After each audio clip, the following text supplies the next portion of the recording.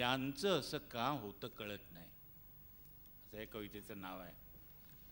तुम्ही इतक्या आनंदाने गाण्यांना कवितांना दाद देत आहेत, बरं वाटतं आहे, जिवंत माणसं आहेत. पण आपल्याकडे असं आहे की जितका म्हणून असा 8 दिवस तांब्या न घेऊन गेल्यासारखा चेहरा केला की तो भयंकर आध्यात्मिक. अरे हा असतो, ह्या कसला आध्यात्मिक. मला तर असं वाटतं जीवनावर प्रेम करणे ही फार सुंदर गोष्ट मला वाटते. मी नेहमी म्हणतो की आईने किंवा बायकोने उत्तम आमटी केलेली असेल तर तिचा भुरका मारताना भुर्र असा जो आवाज येतो तो मला ओंकारा इतकाच पवित्र वाटतो.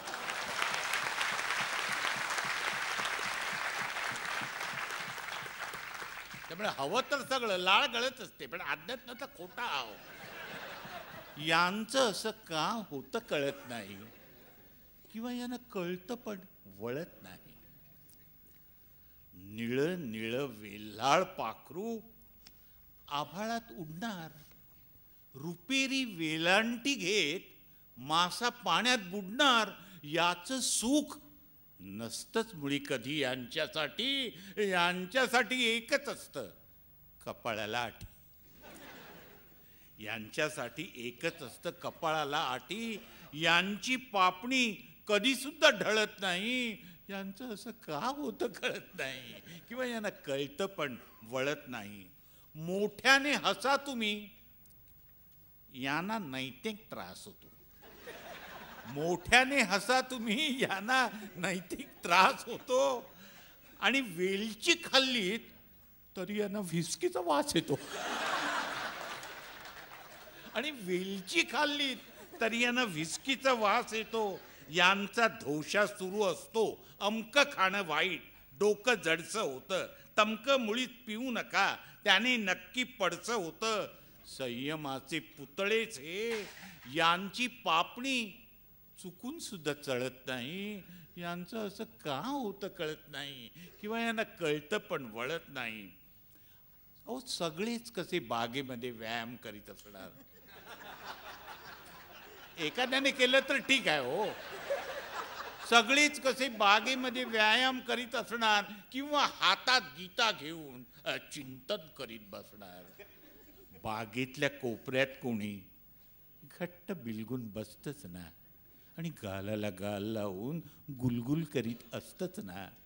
असं काही दिसलं की यांचं डोकं सणकलंच, आणि यांच्या अध्यात्माचं गळवं अवघड जागी ठणकलं.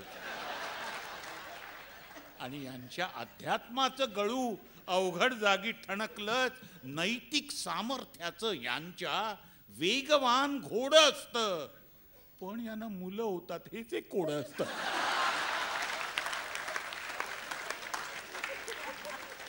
या कठीण कोड्याचं उत्तर मात्र मिळत नाही. यांचं असं का होतं कळत नाही, किंवा यांना कळतं पण वळत नाही. कसल्याही आनंदाला हे सतत भीत असतात. कसल्याही आनंदाला हे सतत भीत असतात. आणि एरंडेल प्यावं तसं आयुष्य पीत असतात. आणि एरंडेल प्यावं तसं आयुष्य पीत असतात. एरंडेल प्याल्यावर आणखी वेगळं काय होणार. एरंडेल प्याल्यावर आणखी वेगळं काय होणार. एकच जागा ठरलेली, दुसरीकडे कुठे जाणार.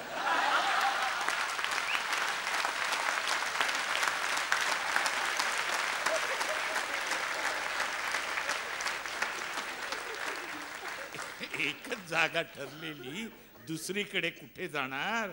कारण आणि परिणाम यांचं नातं टळत नाही. यांचं असं का होतं कळत नाही, किंवा यांना कळतं पण वळत नाही.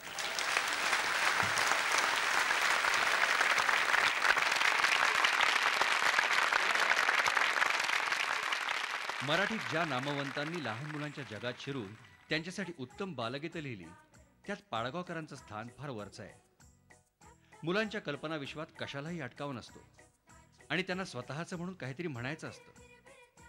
हे पाहायचे डोळे आणि ऐकायचे कान आपण मोठं होता होता हरवून बसतो. पाडगावकरांच्या बालगीतात ते हरवलेलं बालपण आपल्याला अलगद सापडतं. कोंबडी आणि तिने नुकतंच जन्म दिलेलं तिचं पिल्लू, यांच्या दोघातला संवाद आहे. फार मजेदार आहे. अगदी छोटा आहे पण असं निघून जातं की वा.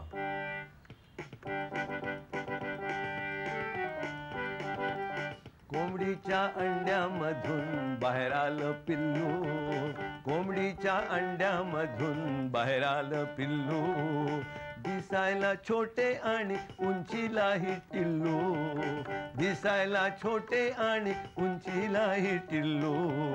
कोंबडी म्हणाली पिल्लू बाय बाय बाय, सांग तुला हवे काय काय काय, चणे हवे तर चणे, दाणे हवे तर दाणे, चणे हवे तर चणे, दाणे हवे तर दाणे, आणून देईन तुला हवे असेल ते खाणे, आणून देईन तुला हवे असेल ते खाणे.